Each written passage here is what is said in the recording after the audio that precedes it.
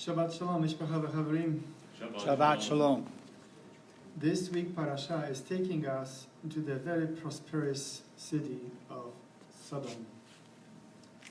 The event, as we know, ended up very tragic.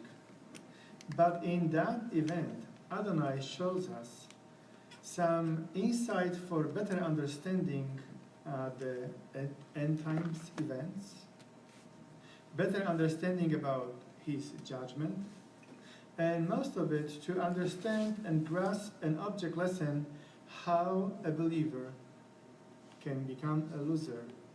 That means how a believer can lose eternal life. We read about this in the portion of the Brit Hadashah in the Besorah of Lucas, Luke 17:28, quote, It was the same as happened in the days of Lot. They were eating, they were drinking, they were buying, they were selling, they were planting, they were building, end of quote. Yeshua, in these words, is warning us about things that will be going in the same time of his second coming. Look, last week we just read about the visitation of Adonai to Avinu Abraham and the company with the two angels. This week we read that when the two angels entered the city of Sodom, life was going normal. People in the Sodom, they were just hard workers, like you are hard workers. They were hardworking. Some were selling, others were buying, planting, building. Do you see that? The testimony how hard workers they were? And all the activities of the day were as normal as you can think about yourself today for your own life. Did you ever think like that about a Sodom? That their life was so normal as we see it today? Yeshua says further in the next pasuk, quote, But on the day that Lot went out from Sodom, it rained fire and brimstone from heaven and destroyed them all. It will be just the same on the day that the Son of Man is revealed, end of quote. Yeshua is warning here his Talmudim, his disciples, that the time of his second coming, at that time of the second coming, people will be caught unaware, unprepared on what is coming upon them. The question we have to ask ourselves is like this: Are you ready for Salvation. Are you ready for the time of revelation of Yeshua HaMashiach and the time of salvation?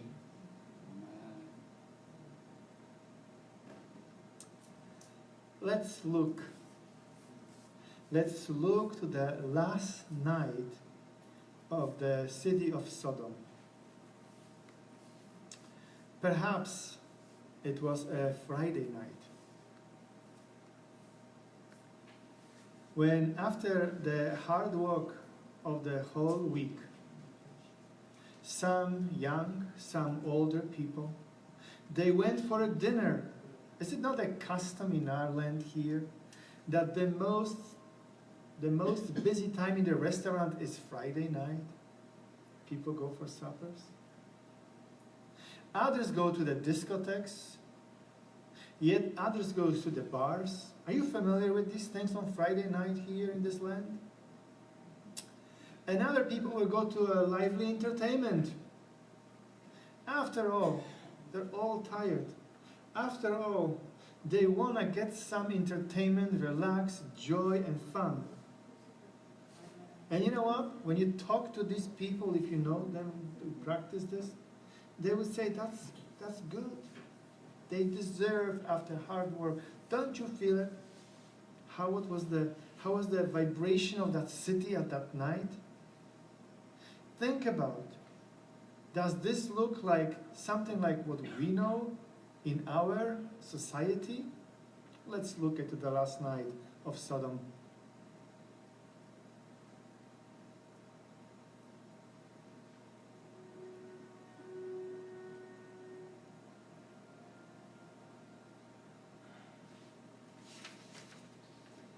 Jehovah said, because the cry of Sodom and Gomorrah is great, because their sin is very grievous, I will go down and see whether the cities of Sodom and Gomorrah were full of evil, licentiousness, rampant with murder, and indulgence in extravagant pleasures. They reached the point of clamoring against God, of fighting against Him, and raging His disposition. Where are the men which came into you this night? Bring them up to us, that we may know them.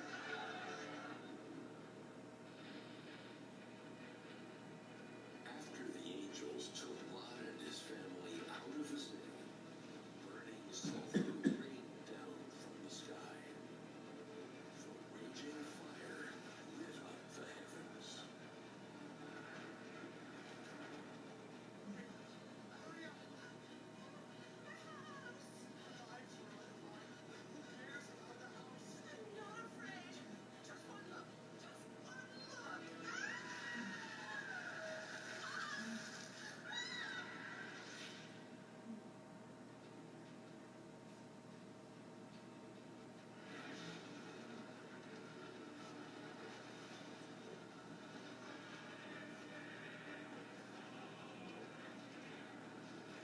Sodom, Gomorrah, and all their residents were reduced to ashes, disappearing into the wrath of God.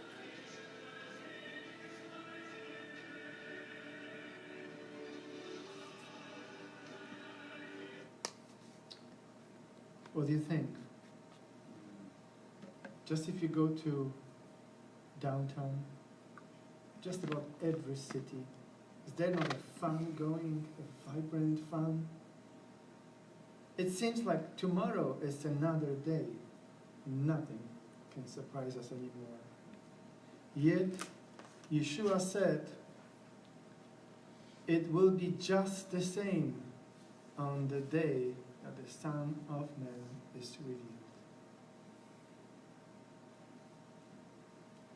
These words of Yeshua and the prophecy, it is a prophecy of what is soon coming. It was written much earlier about this, before Yeshua said that. It was written and declared in the prophet Yeshayahu. And then let us look to Yeshayahu, what he says about that time.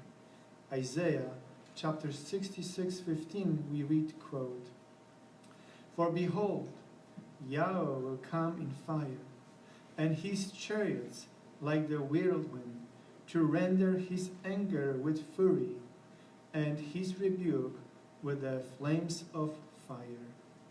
End of quote. Here we have the Hebrew word, the Ga'arot, which rightly here is translated as "and his rebuke." For this prophecy is speaking about second coming of Yeshua, and not only that, it is speaking also about the local disaster on the enemies of Israel. And that is a prophecy of coming rebuke and reproof for the teshuvah, for the rest of the nations, all the tongues, and all the peoples of the world. So, as it was in the case of Sodom and Gomorrah, things are yet to happen again. Yeshayahu says further in the 16th pasuk, he says, quote, "For Yahweh will execute judgment by fire, and by his sword on all flesh, and those slain by Yahweh will be many." End of quote. one of the most powerful weapons of Adonai is to bring to confusion his enemy, to confusion within their camp. So that then when they fight each other thinking they fight enemy. Yeshayahu is speaking more specifically about them, and he adds to it in the 17th pasuk, quote, "Those who sanctified and purified themselves to go to the gardens, following one in the center, who eats swine's flesh, detestable things, and mice, will come to an end together, declares Yahweh." End of quote. Here we see a description of these people who do practice some form of religion that is in what? In opposite to what Adonai commanded. Obviously, they do not keep kosher diet.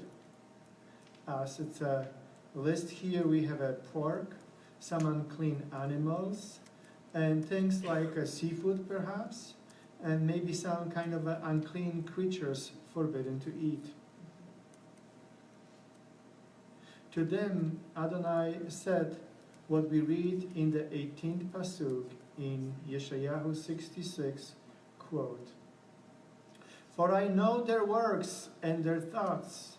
The time is coming to gather all nations and tongues, and they shall come and see my glory."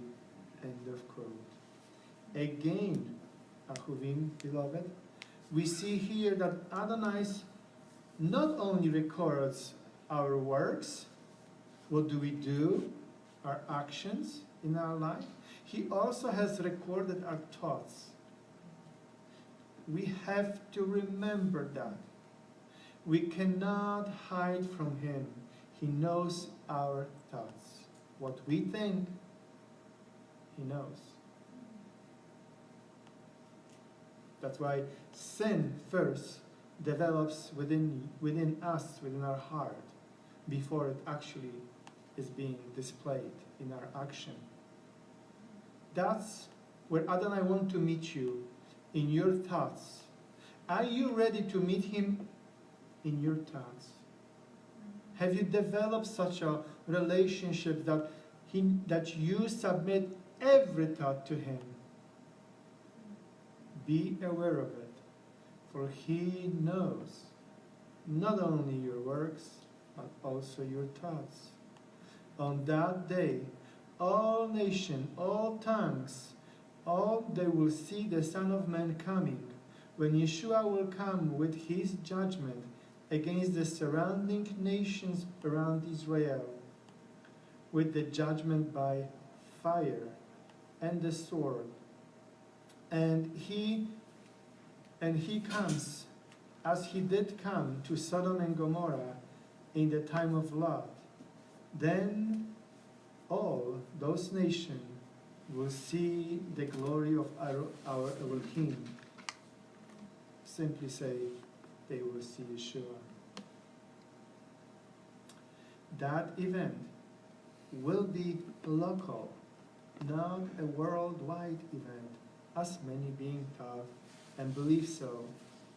Because we read further in the 19th pasuk, quote, "I will set a sign among them and will send survivors from them to the nations, Tarshish, Put, Lud, Meshech, Tubal, Yavan, to the distant coastlands that have neither heard my fame nor seen my glory, and they will declare my glory among the nations." End of quote. Now, this is a promise. It's not a conditional promise. Adonai says clearly, he says, "I will." Do you see that? "I will set a sign among the nations." Look, he says, "I will send survivors." Now, all the list of the nations are the surrounding nations. That I think the farthest would be the Yavan, which is Greece. So most of them are the nations which are just on the border with Israel. Now look at, to the distant coastant land, and that they have neither heard my fame nor seen my glory. It tells you this is going to be a local event, not worldwide event. People, teachers take out of context, not understanding that the second coming of Yeshua will be visible around Israel. For only the covenants are with Israel. It is showing us here it is going to be a local disaster similar to Sodom and Gomorrah. At that time, most likely, internet will be so disturbed to the point that none will know really what had happened in that region. We will have no clue. This will be a spectacular event out there. It says that his second coming will be a local event. That's why some survivors will be sent to the nations to declare the glory of Adonai, to declare the return of Yeshua. He is the glory. No, Shaul is teaching about there is a glory, Adonai has a glory, Yeshua has a glory, man has a glory, you know this, right? So Yeshua is the glory of Adonai. A woman is the glory of a man, and her long hair is the glory of her, of the woman. So when it speaks about the revelation of the glory of Adonai, it speaks about the revelation of Yeshua. It is a local thing. No more TV and no more internet at that moment. We will have no clue if we will be here what is happening. Nobody will tell us through internet or TV what's happened. Why there is no internet. So when you wake up one day say, no internet? What's going on this gadget? You're going to put it maybe on a TV? Nothing on the TV. But think twice. What happened? And time is passing, no internet, no TV. How can you find out what is going on? No radio signal. You go to your car and put your radio on, nothing. All the waves will be shut down.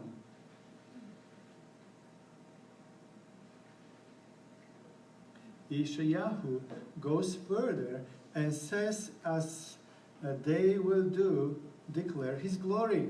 Look at that. Quote, then they shall bring all your brethren from all the nations as a grain offering to Yahweh on horses, in chariots, in litters, and mules, and camels, to my holy mountain, Jerusalem, says Yahweh. Just as the sons of Israel bring their grain offering in a clean vessel to the house of Yahweh. End of quote. Here we have a hint on how things will be in the 7th millennium. Messianic millennium, the reign of Yeshua on earth. It's a time of millennium of Shabbat. See, the weekly Shabbat foreshadows the 7th millennium. It's a rest, a millennium, 1,000 years of rest. Horses, chariots, lepers, mules, camels. It's a reference to a time of shalom, not a primitive lifestyle, of shalom. No more technology. You know, some people are excited we have such a high technology. But this high technology had brought to a creation and existence of mass destruction technology. Forget not that. So none can put a switch on to blow up a rocket to destroy anybody anymore, because there will be no technology connections at all.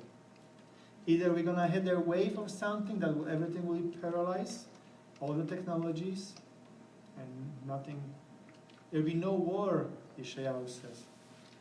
At that time, there will be no war. So how are they going to bring the good news that Yeshua is there? How? On the horses, chariots, mules, camels. They gonna go. Not only declare the glory that Yeshua is there, but also to bring all the brothers. You see that? It's a local event. Would you think that when Adonai spoke about this, I would say 2,700 years ago, he didn't know that we will be living in a technology zone like we are right now, that we can fly there with the most, what's the fastest airplanes now? Supersonic. Supersonic, right? So, no, twice faster than you can normally fly.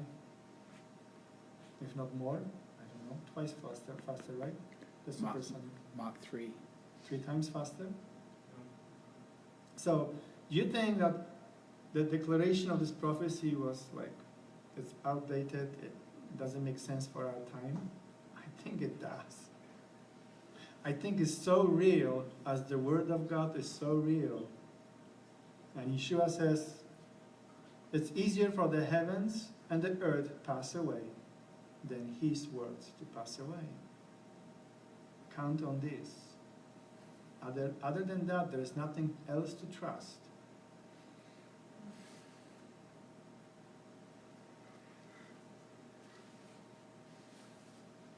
Look what Adonai says further in the 21st pasuk, quote, I will also take some of them for priests and for Levites, says Yahweh, for just as the new heavens and the new earth which I make will endure before me, declares Yahweh, so your offsprings and your name will endure. End of quote. So what is this telling us? Look, we see here, Adonai says that at that time of the millennium, a millennium of Shabbat, of the reign of Yeshua, will be marked with what? A new earth and a new heaven. That's why the way we know our earth and the way when we look at up day or night up there, it will be different.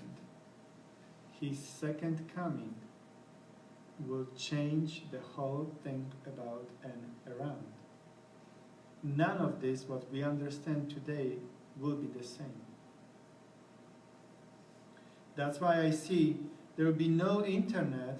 That's why nobody who, no matter how many missiles they may have, or powers, or electronic, satellite, all kinds of a system of defense or attacks, they won't be able to use any of that. Do you see that? To make a new heaven, there must be a drastic changes.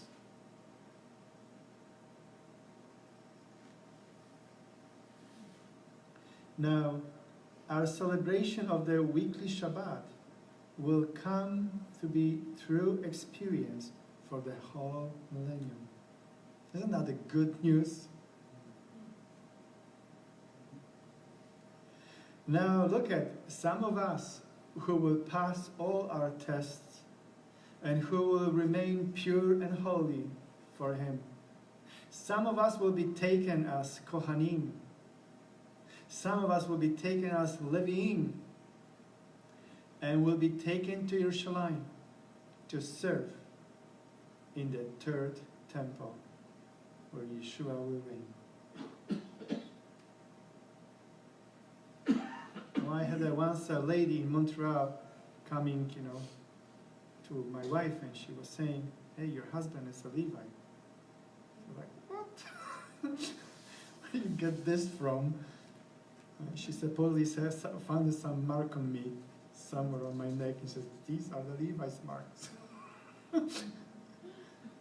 I don't take this to be true, but anyway, that reminds me always each time I speak about that.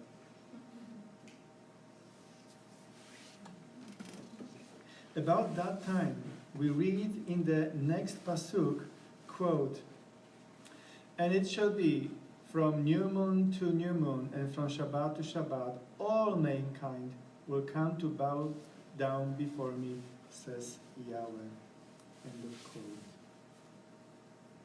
The changes will be also in all mankind, for they will all obey Adonai. How did you think? I think my son was asking me not long ago. How will it be that Adonai will make all the nations to obey him and keep Shabbat and keep the Torah? Remember, Yaakov? Not long ago you asked me that question.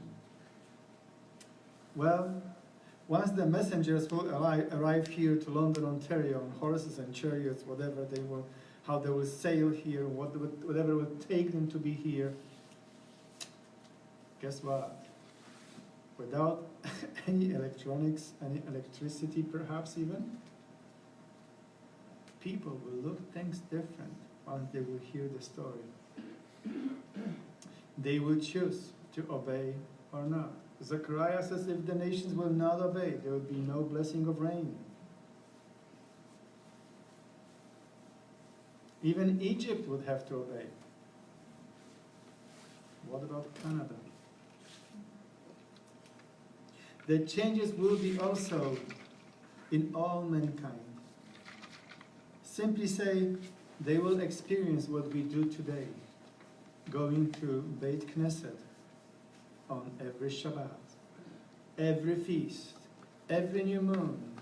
They will bow down, and representative of every nation will be in Jerusalem, standing as a sign of that nation, as a submissive sign to Adonai, and to honor and bow down before Yeshua on behalf of the whole nation. No more lies. No more other feasts, ideas that some religious authorities have invented, men have figured out. No more. There'll be only one way, and that is one-way traffic. It's called Chaderech Yeshua HaMashiach, the way of Yeshua HaMashiach. One-way traffic, not two ways.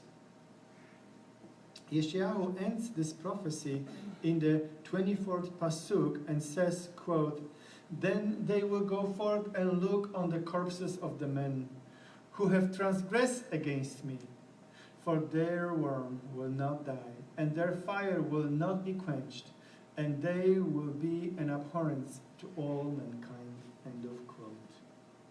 Do we take this literally? I'm not so sure. I can be sure that this will be exactly how it says. But one thing we can only share, be sure about this and share, that until this day, if any one of us go to Israel, go and see those places. This is a Dead Sea. On the east coast of the Dead Sea, we see where it's locating Sodom and Gomorrah, and where the archaeologists have dig, and you can still dig yourself lots of brimstones, a sulfur brimstones. So, what do you think about this? Is this a kind of a sign? Is it like a sign that you can find today that this thing have actually really happened? That some people have transgressed so much against Adonai that until today you see those elements that remain from Sodom and Gomorrah. Those huge buildings they used to have in Sodom and Gomorrah today are turned to ashes Some of them are just buried in ashes because they could not burn. There was not enough oxygen because the fire was so strong. So for meters, the surface burned out everything, but eventually the ashes covered things that the fire could not burn because was no oxygen. Fire need oxygen. That's why there are some structures still are left because of the winds and the showers and all the weather networks over those near 3,000 years have washed away and exposed those elements that could not burn because there was no oxygen in it. The destruction of Sodom and Gomorrah was meant to be a warning for generations to come. Shimon Kefa says in the second letter, chapter 2, verse 6, quote, he condemned the cities of Sodom and Gomorrah to destruction by reducing them to ashes, having made them an example to those who would live ungodly lives thereafter. End of quote. Question: how these ashes, how they have an impact on our generation of our society? Think for a moment. How much they have impact on your neighbors, co-workers, friends at school. What about your relatives even? Have you shared with them this information that these things stand until today? And have you shared to them that they were made as an example for anyone who wants to live ungodly life? Perhaps you still struggle to live ungodly life. Consider that.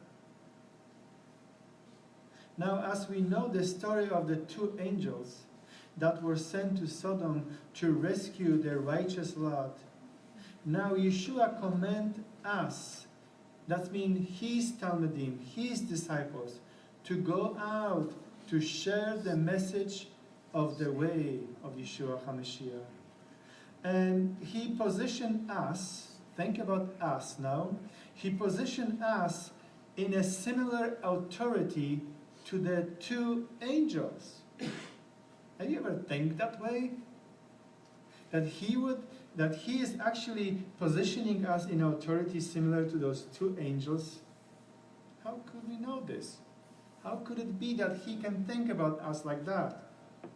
Well, we read about this, about the commission which Yeshua had given to his disciples in the Besorah of Matityahu. Matthew chapter 10, verse 12, quote, as you enter the house, give it your greetings. If the house is worthy, give it your blessing of peace. Shalom lecha. But if it is not worthy, take back your blessing of peace. What is this all about?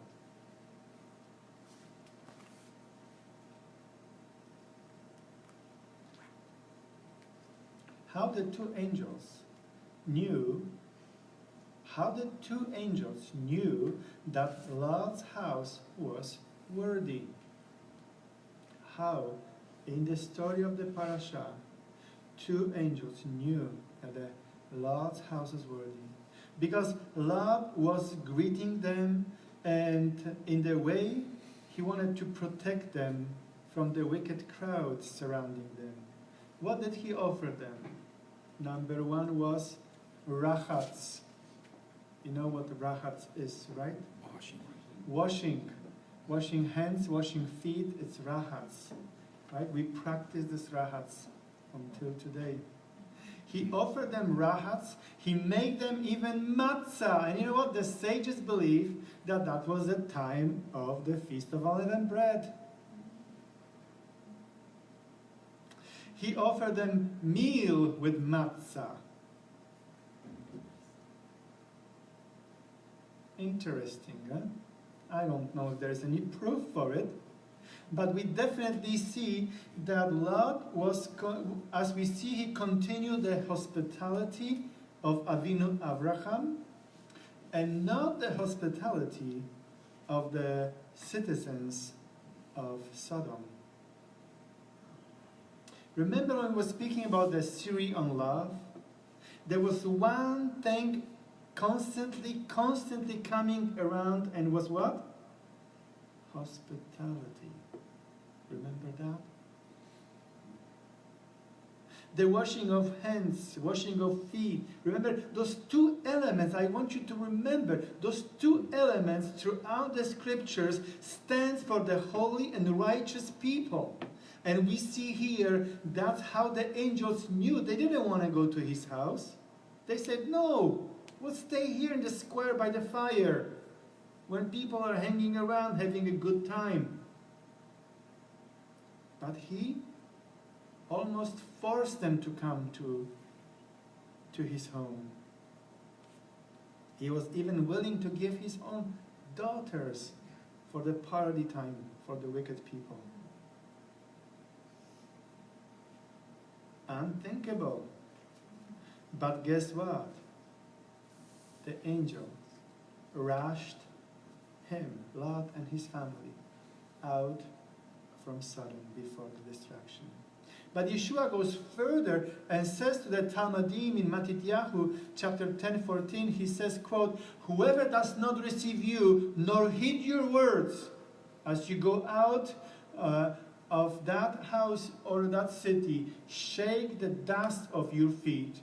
Truly, I say to you, it will be more tolerable for the land of Sodom and Gomorrah in the day of judgment than for that city. End of quote.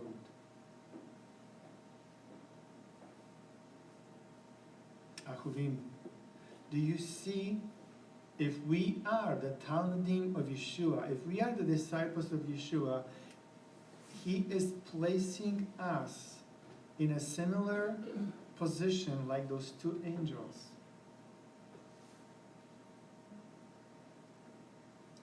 How could it be that the people of Sodom and Gomorrah gonna have an easier judgment from Yeshua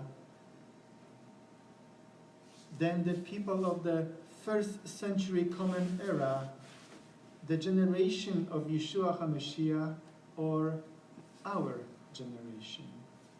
How? How could it be that the Sodom and Gomorrah people will have an easier judgment?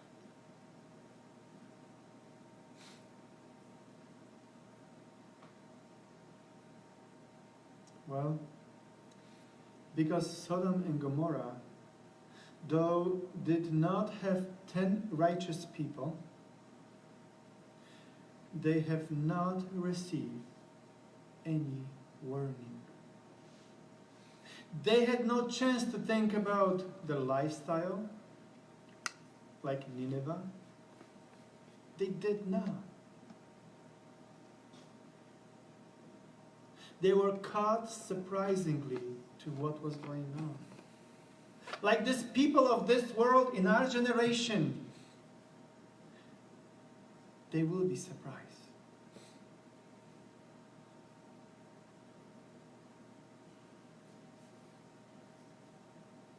Today we live in a society of like Sodom and Gomorrah society.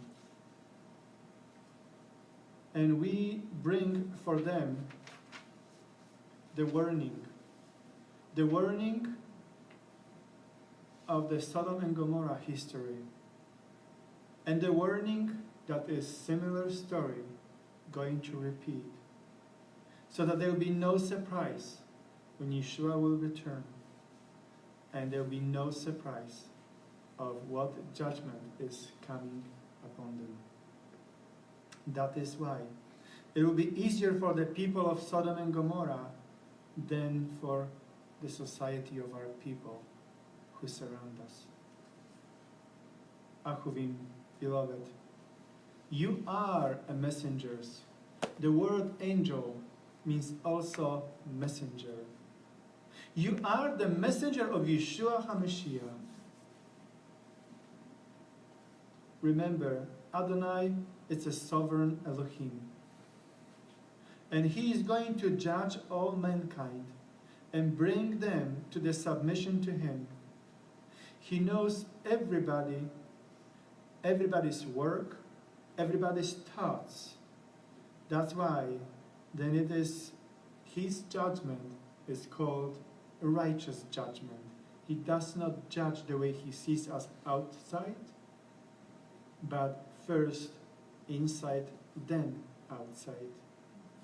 Now the tragedy of Lot was in his story that the people who separated with him from Avinu Abraham, they did not form a community within the region of Sodom and Gomorrah. They did not. That was the tragic of it.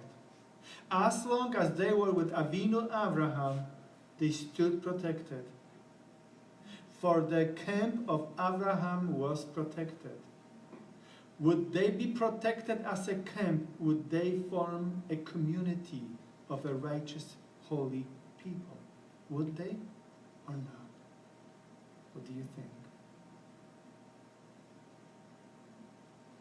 That is the tragedy of Lot and his people. We read that he was rich. Lot had lots of sheep, lots of camels. He was rich. He had lots of people with him. Where are they? Where are they on the day of destruction of Sodom? Ahuvim, beloved, let us not repeat the mistake of Lot. Let us not to be living for our own, but rather strive to build a community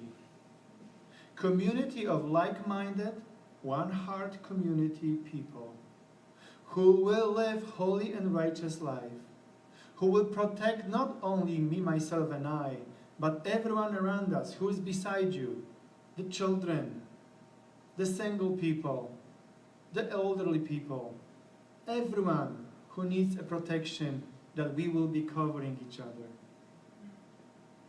So that when that day will come, that they will bring a chariot for all of us. Are you ready? But first we must be like those messengers on this picture, going and searching to find who is hungry and who is thirsty. May Adonai bless each one of us with such a desire. Amen.